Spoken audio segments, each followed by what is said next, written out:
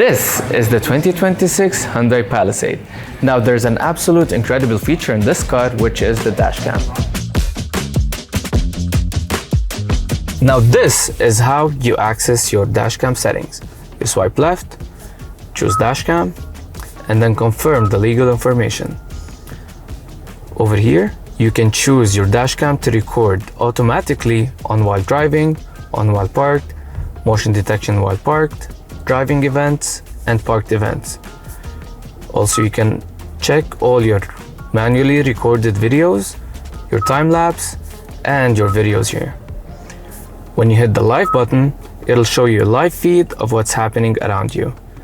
It has this nice fisheye view, front and back. Let's check your dashcam settings while pressing this button. Over here, they'll show you the part recording time. You can delete it, but when you go to the dashcam settings, it'll take you to this page. You can set the recording time from 2 hours to 20 hours while parked. You can set the length of the recording saved when an impact is detected, and you can set the time-lapse recording time and interval.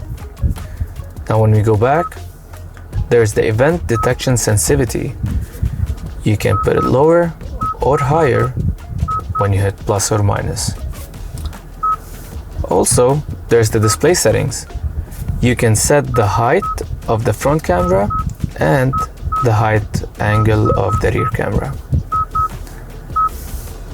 Now the SD card, there's an SD card in the glove box to save all your dashcam events. You can check the status when you hit the SD card settings. Now when you hit this button, it'll take you to your recording options. Also at the end, there's a display information stamps such as time, speed, gear, turn signal, event detection sensitivity, and location. Thanks guys for watching. If you have any questions, please drop it in the comment section.